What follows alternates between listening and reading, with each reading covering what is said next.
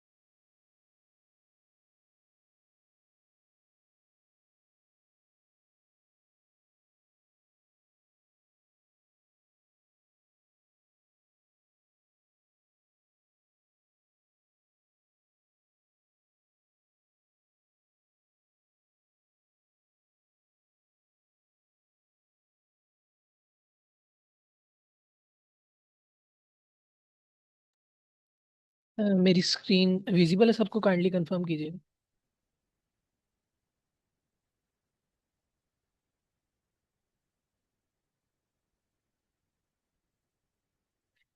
मेरी screen visible है और मेरी आवाज़ आ रही है? Yes, sir. Visible and audible. चलिए हम आज का सेशन स्टार्ट करते हैं। तो आज हम देखेंगे कि हमने पिछले हफ्ते पूरा आर्ट्स के राइटिंग पार्ट 2 में क्या क्या पढ़ा। क्योंकि हम एक दफ़ा रिव्यू कर लेंगे तो हमारे लिए आसानी होगी, क्योंकि ये आज लास्ट लेक्चर है। और प्रैक्टिस तो हम करते ही रहते हैं। तो इसलिए मैंने सोचा कि आज हम सारा दोबारा से रिव्यू कर लेते हैं कि हमने क्या क्या पढ़ा पूरे हफ्ते में। इस तरह ये होगा कि आपके दिमाग में एक कॉन्सेप्ट ऑफ स्टेप्स बन जाएगा कि हमने क्या क्या पढ़ना है और क्या क्या राइटिंग के लिए ज़रूरी है।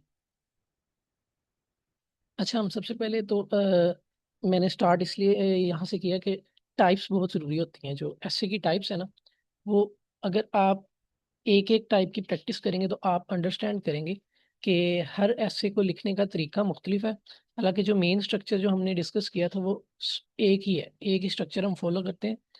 उससे होता ये है कि सिंपली एग्जामिनर हमारा ऐसे रिव्यू करता है, उसे पता लग जाता है कि एक सिंपल स्ट्रक्चर फॉलो किया हुआ है। बाकी क्वेश्चन टाइप जो भी होंगी, उनमें जो आपका कॉन्सेप्ट होगा उस प्रॉब्लम को सॉल्व करने का, उस लिहाज से अपना ऐसे लिखते हैं आप। तो उसमें जो फीचर्स और प्रॉब्लम या फिर कॉजेज का सिनेरियो होता है वो हर किसी का अपने लिहाज से मुख्तलिफ हो सकता है।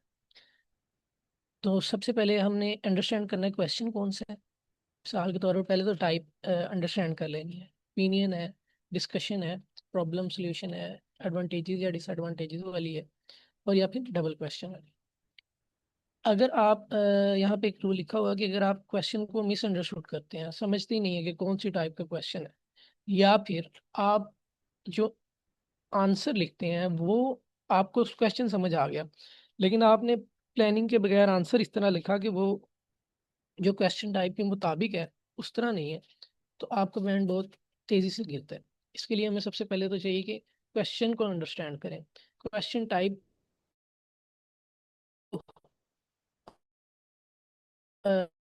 इजीली अंडरस्टैंडेबल है जब हम क्वेश्चन को पढ़ेंगे।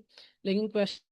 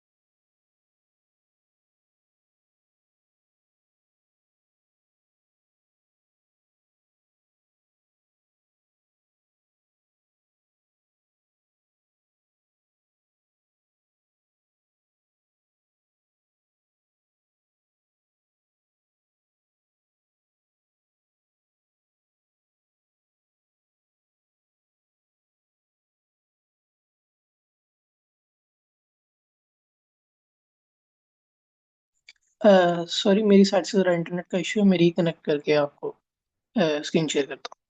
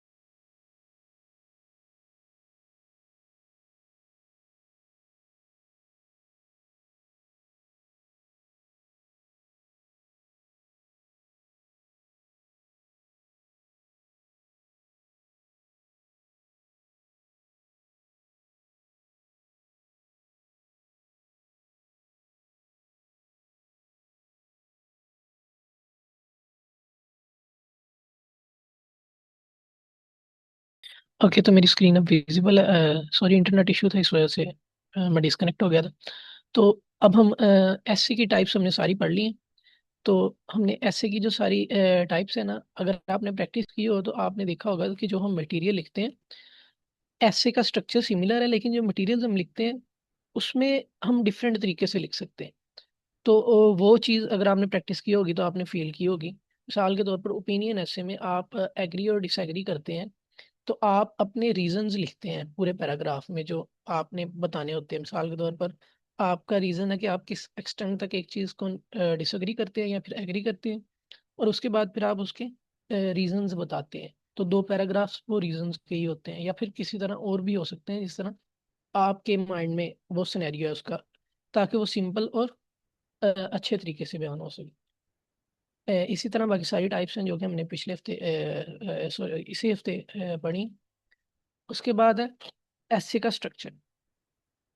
एसे का स्ट्रक्चर सबसे इम्पोर्टेंट इसलिए है कि इसका रोल इस तरह है जैसे हमने एक ऐसे तो पूरा लिखना है, लेकिन उसको इजी टू अंडरस्टैंडेबल बनाने के लिए हमने क्या करना है, उसको एक स्ट्रक्चर में लिखना है। इससे दो चीज़ें होती हैं। एक तो हमारे माइंड को पता होता है कि हमने इस लेआउट में ये चीज़ लिखनी ही लिखनी है। दूसरी चीज़ ये होती है कि हमारा जो वर्ड काउंट है, आप दूसरी तरह ऐसे लिख के कोशिश करें, आप इतने कंफ्यूज रहेंगे वर्ड काउंट के लिए कि आपको समझ नहीं आएगी। लेकिन अगर आप इस स्ट्रक्चर को फॉलो करके लिखते हैं तो आप देखेंगे कि आपका वर्ड काउंट जो है वो एग्जैक्टली पूरा हो ही जाएगा, आप जिस तरह भी लिखना चाहें। हम इस सिर्फ चार लाइनों के स्ट्रक्चर की बात नहीं कर रहे, हम ओवरऑल स्ट्रक्चर की बात कर रहे हैं जो कि हमने पढ़ा है। जैसे कि इंट्रोडक्शन में होता है क्वेश्चन को पैराफ्रेज करना, थीसिस स्टेटमेंट, बॉडी पैराग्राफ में हम टॉपिक, सेंटेंस, एक्सप्लेनेशन और एग्जांपल। अगर आप सारे सेंटेंसेस को मिलाएं तो आप देखेंगे आपके इजीली वर्ड काउंट पूरा हो जाता है। तो ये चीज़ उस चीज़ में हमें बड़ा एक एज है, इसका पॉजिटिव एज है। उसके अलावा जब एग्जामिनर हमारा स्ट्रक्चर देखता है तो उसके लिए भी ये एक चीज़ बहुत इजी टू अंडरस्टैंडेबल होती है, और वो आसानी से हमारे पूरे ऐसे को समझ जाता है। एक्स्ट्रा पैराग्राफ्स नहीं लिखनी चाहिए। यहाँ पे एक की टिप लिखी हुई है कि हम अगर एक्स्ट्रा पैराग्राफ्स लिखेंगे तो उसका कोई फायदा नहीं होगा। अगर बॉडी स्ट्रक्चर में किसी का कोई क्वेश्चन है तो वो पूछ सकता है। क्लियर है सबको? अच्छा, उसके अलावा हमने इंट्रोडक्शन के बारे में पढ़ा था कि हम सबसे पहले क्वेश्चन को पैराफ्रेज करते हैं, उसके बाद थीसिस स्टेटमेंट लिखते हैं। पैराफ्रेज क्वेश्चन को ऐसे करते हैं कि हम उसकी जो होती है वर्ड्स की सिनोनिम्स यूज कर सकते हैं हम, और या फिर हम सेंटेंस के स्ट्रक्चर को चेंज कर सकते हैं, मतलब एक्टिव को पैसिव कर सकते हैं। तो लेकिन एक चीज़ का ध्यान रखना चाहिए, हम ज़्यादातर वर्ड्स जो होते हैं उनको चेंज करने की कोशिश करते हैं। लेकिन कुछ वर्ड्स होते हैं जो हमें चेंज नहीं करने चाहिए। आप सेंटेंस को सही तरीके से पढ़ें, और अगर आप 9 बैंड पैराग्राफ्स की प्रैक्टिस करेंगे तो आपको ये समझ आ जाएगी कि जो आपके ज़्यादातर वर्ड्स हैं ना, वो यूज़ करता है दोबारा। अगर आप दोबारा यूज़ कर सकते हैं वही एक्चुअल वर्ड, तो वही यूज़ कर लें, क्योंकि अगर आप ऐसा सिनोनिम लिखेंगे जो आपको बिल्कुल नहीं आता, मिसाल के तौर पर वहाँ पे अप्रोप्रिएटली यूज़ नहीं हो रहा, तो वो एक टोटल ही क्वेश्चन को ही गलत कर देगा। तो इसके लिए ज़रूरी है कि आप वर्ड ही रिपीट कर लें। ये सिनेरियो ज़्यादा बेटर रहेगा। यहाँ पे एग्जांपल लिखी हुई है कि उसने पहले क्वेश्चन को पैराफ्रेज किया हुआ है, फिर उसने अपना ओपिनियन दिया हुआ है, और उसके बाद उसने आउटलाइन स्टेटमेंट लिखी है। हालांकि हम आउटलाइन स्टेटमेंट कोशिश करते हैं कि नहीं लिखें। उसके बाद अवॉइड क्या करना है? कॉपी करना क्वेश्चन को। जैसे मैंने पहले बात की कि हम पैराफ्रेज करते हैं, हम कोशिश करते हैं कि जितने वर्ड्स हो सकें उनको चेंज करें। लेकिन कॉपी का मतलब ये होता है कि आपने होल जो स्टेटमेंट थी ऊपर वाली वो नीचे लिख दी, सिमिलर स्टाइल में। मतलब वर्ड्स भी कॉपी कर लिए, हर चीज़ कॉपी कर ली, तो वो फिर उससे अवॉइड करना चाहिए। उसके अलावा इंट्रोडक्शन में कोई एग्जाम्पल ऐसी चीज़ नहीं देनी चाहिए, क्योंकि वो हमारे डिटेल्ड फीचर के लिए होती है। बॉडी पैराग्राफ के लिए उसे छोड़ देना चाहिए, इंट्रोडक्शन में उसे इंक्लूड नहीं करना चाहिए। उसके अलावा इंट्रोडक्शन ज़्यादा लंबा नहीं होना चाहिए। हमने सिर्फ 2 स्टेटमेंट इसमें ऐड किए हैं, एक क्वेश्चन को पैराफ्रेज करने वाली और एक थीसिस स्टेटमेंट को। तो 2 से 3 सेंटेंसेस का हो सके बन जाएगा। इंट्रोडक्शन इतना प्रिसाइज और शॉर्ट होना चाहिए कि वो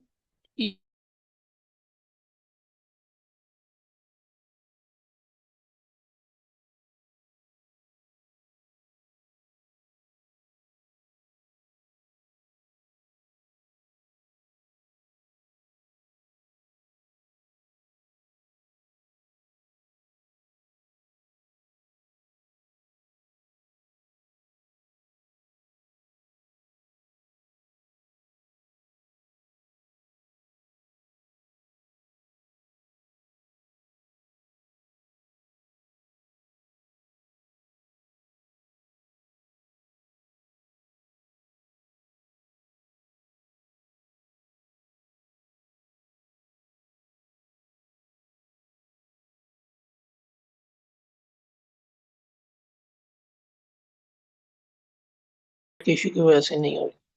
तो तब तक किसी को कोई क्वेश्चन है तो वो पूछ ले।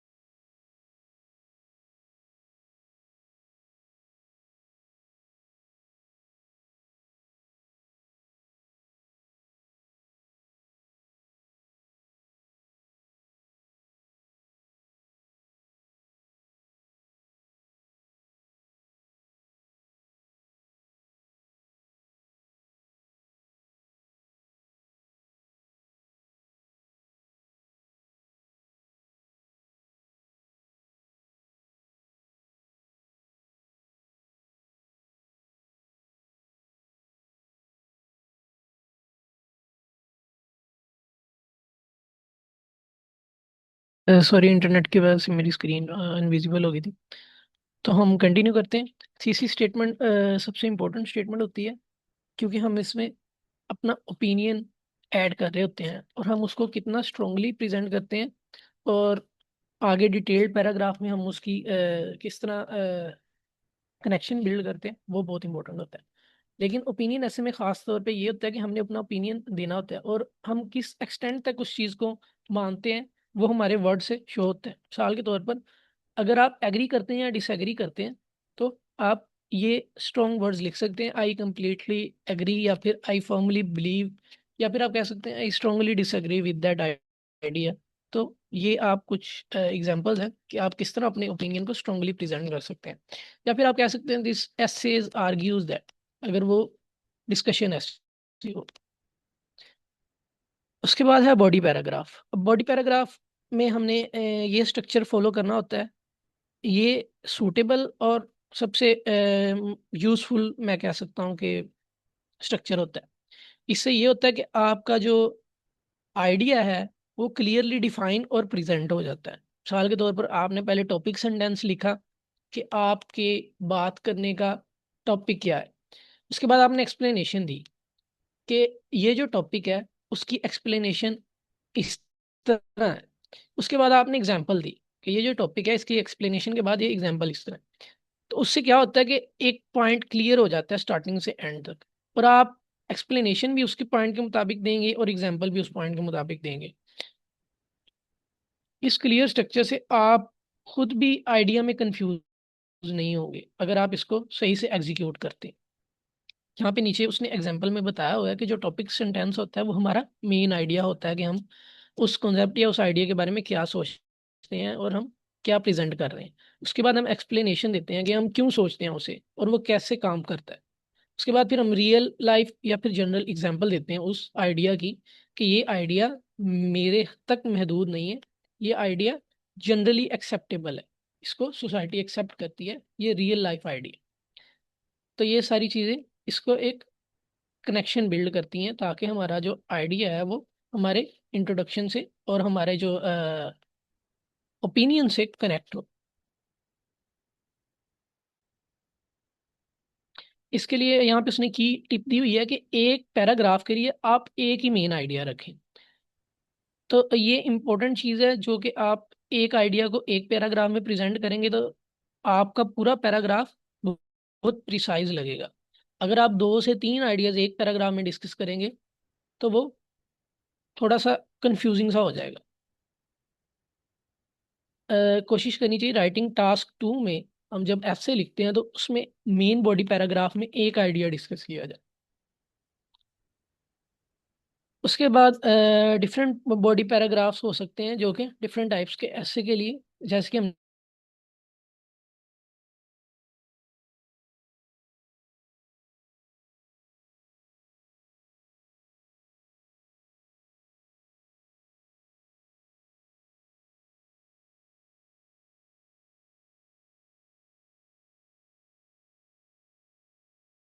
नहीं कर सकते।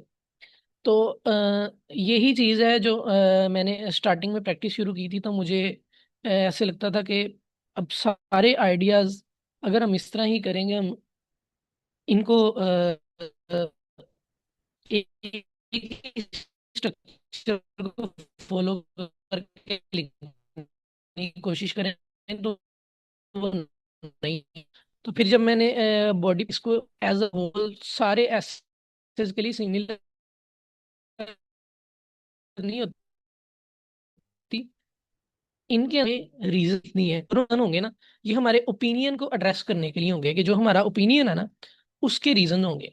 जबकि जब हम प्रॉब्लम सोल्यूशन ऐसे में जाएंगे तो हम यहाँ पे एक बॉडी पैराग्राफ में प्रॉब्लम लिखेंगे, मिसाल के तौर पर कॉजेज क्या मसले हैं, और दूसरे बॉडी पैराग्राफ में सोल्यूशन लिखेंगे। तो ये इस तरह मुख्तलिफ होता है। आप भी जब प्रैक्टिस करें तो इस चीज़ को ध्यान में रखकर प्रैक्टिस करें।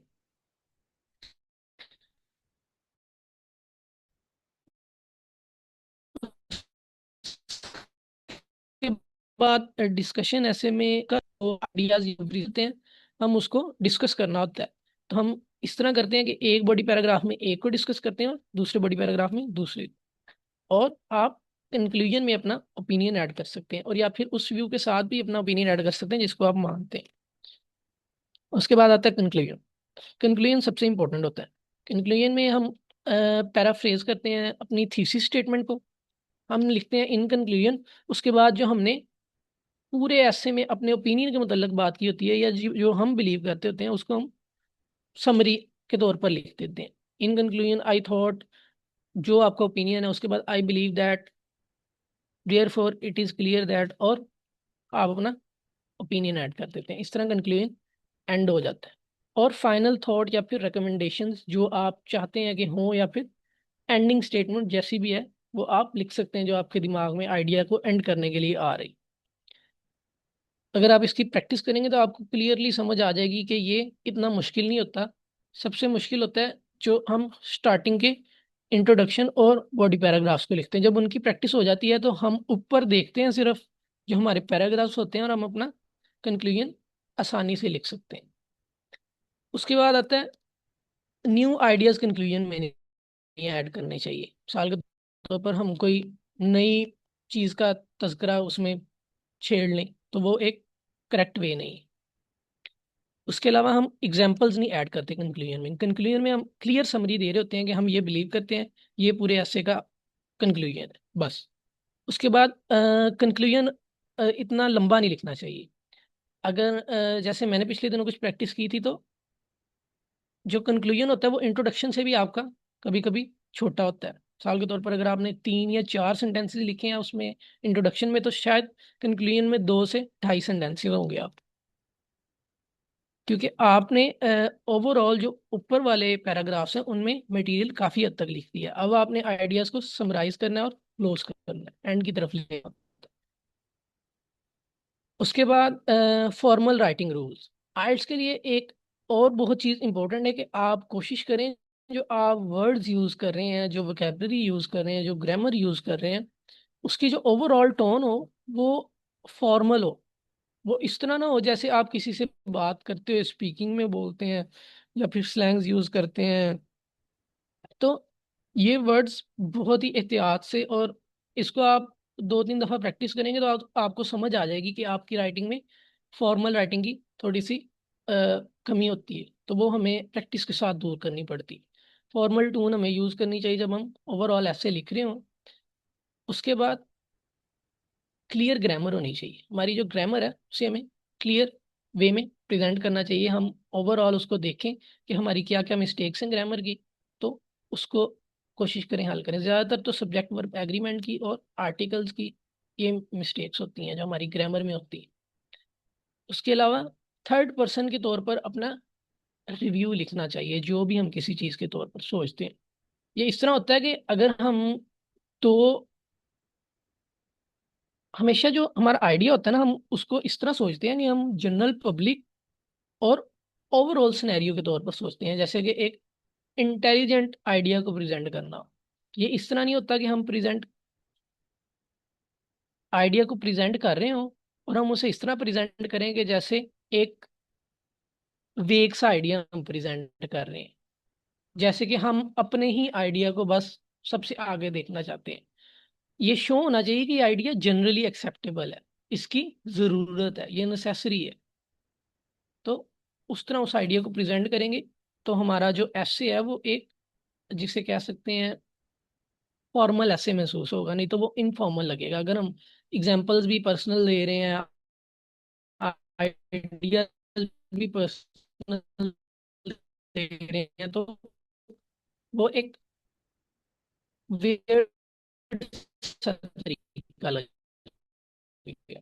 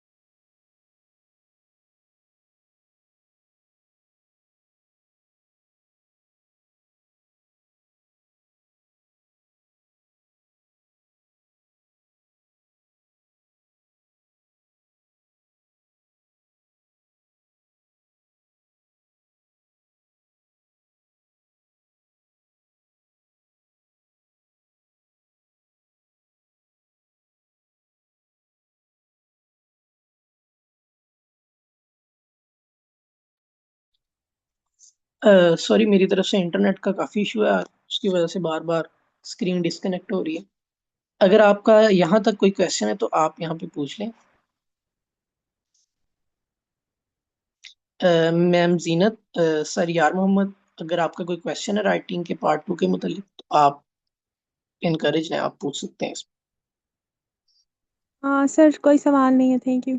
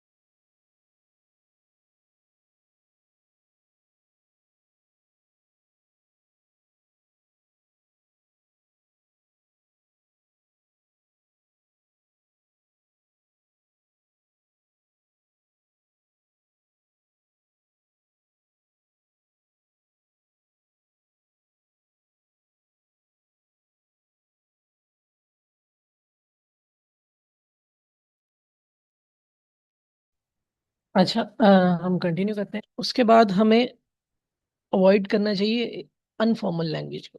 तो ये चीज़ सबको समझ आ गई होगी मुझे लगता है। अगर किसी को नहीं आई तो वो पूछ सकता है, हम इसको क्लियर कर लेते हैं।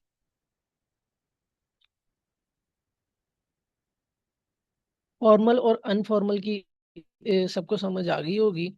तो राइटिंग में ये बहुत ज़रूरी होता है, क्योंकि जब हम ऐसे लिख रहे हैं तो उसकी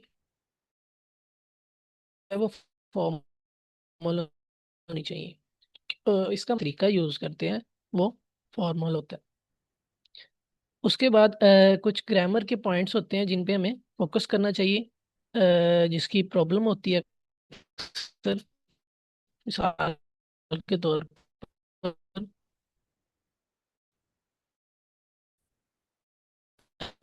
ज़्यादातर प्रॉब्लम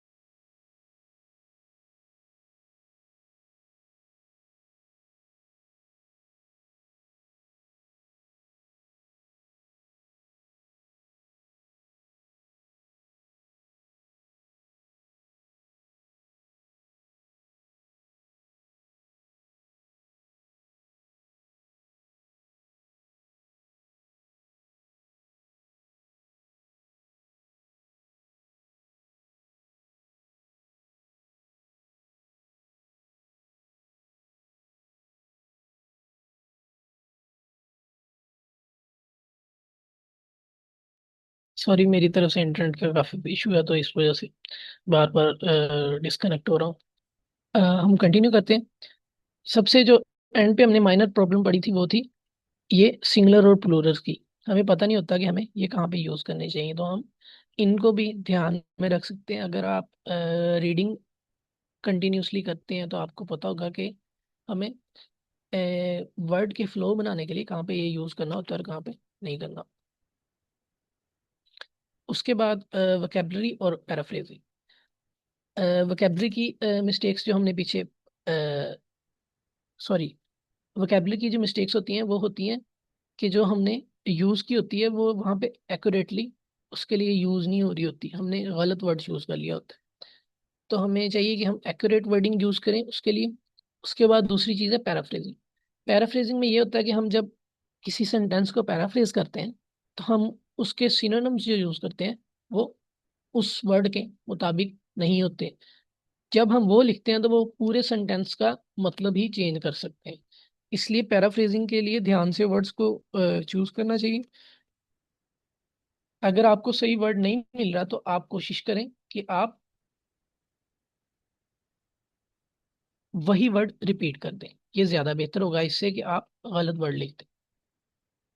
उसके बाद यहाँ पर कुछ चीजें लिखी हुई हैं जो हमने लर्न करनी चाहिए। क्वेश्चन के वर्ड्स को रिपीट नहीं करना चाहिए। इसका मतलब ये नहीं कि क्वेश्चन में से कुछ वर्ड्स हैं जैसे आर्टिकल्स हैं उनको तो हमें रिपीट करना ही पड़ेगा। मतलब कि वो कहते हैं ज्यादातर वर्ड्स को हमें रिपीट नहीं करना चाहिए। एग्जैक्ट एग्जैक्ट कॉपी नहीं करनी चाहिए। कुछ सिनोनिम यूज करें लेकिन उनको भी केयरफुली यूज करें कि वो एक्यूरेट हो, सेंटेंस का मतलब ना चेंज कर दे। मेमोराइज्ड वर्ड अवॉइड करने चाहिए। इसका मतलब ये है कि मेमोराइज वर्ड वो वर्ड जो हमें पता नहीं है कि इनका मतलब क्या है और ये कहाँ पे यूज होने हैं, लेकिन हमने नए नए याद किए हैं, हम कोशिश कर रहे हैं कि इन्हें सेंटेंस में फिलअप करें और यूज करें कहीं ना कहीं। तो वो एक नेगेटिव एस्पेक्ट होगा और ये यूज नहीं करने चाहिए। अगर आपने मेमोराइज किए, आपको सही मतलब नहीं पता तो आप वहाँ पे यूज ना करें।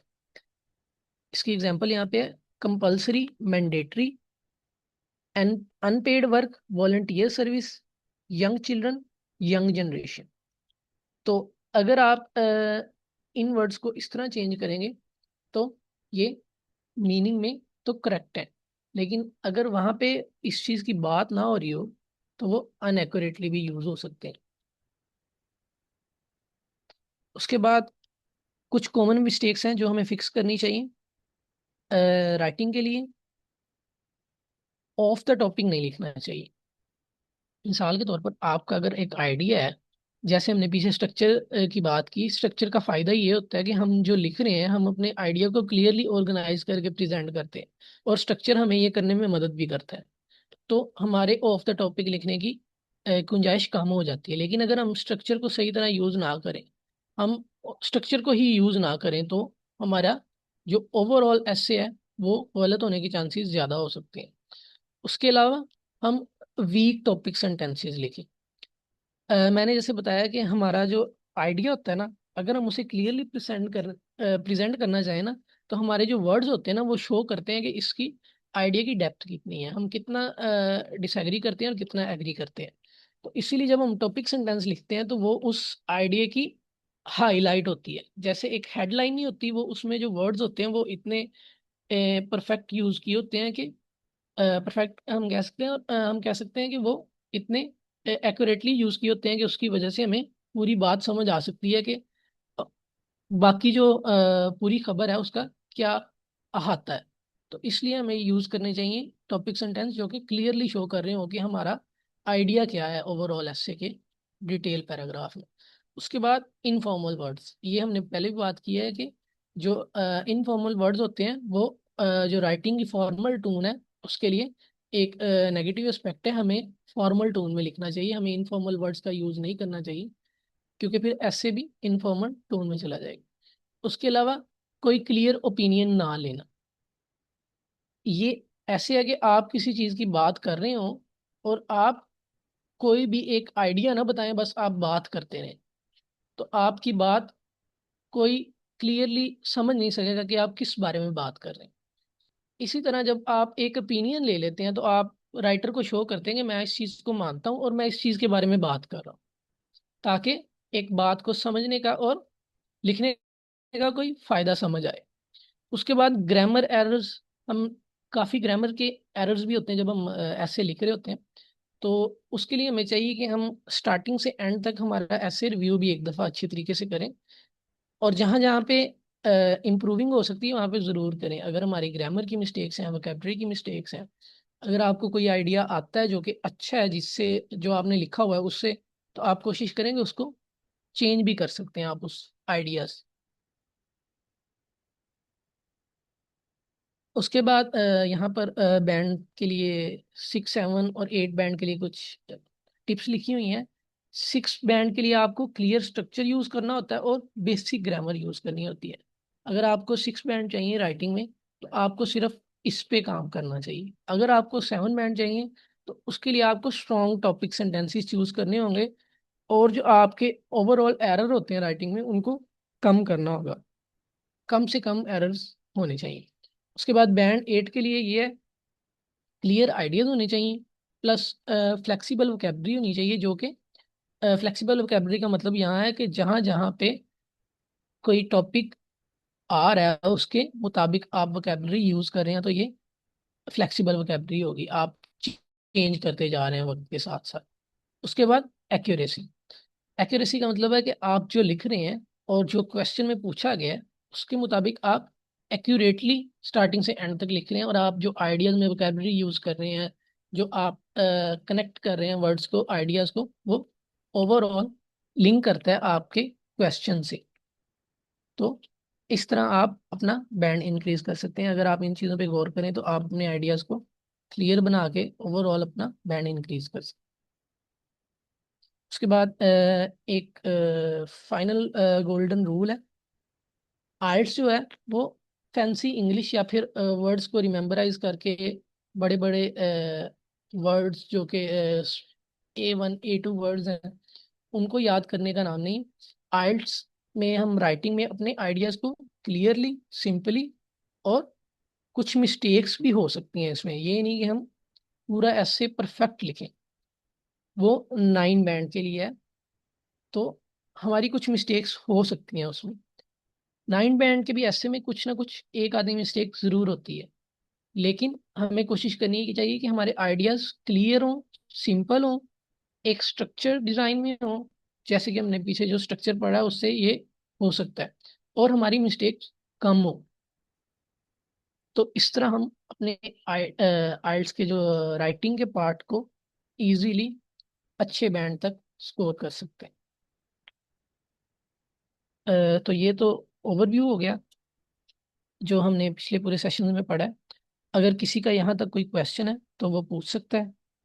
अगर किसी भी आइडिया में प्रॉब्लम है तो वो भी पूछ सकता है, तो हम उसको डिस्कस कर लेंगे। ओवरऑल हमारा जो आइल्स का राइटिंग का पार्ट था वो यहाँ तक कंक्लूड हो।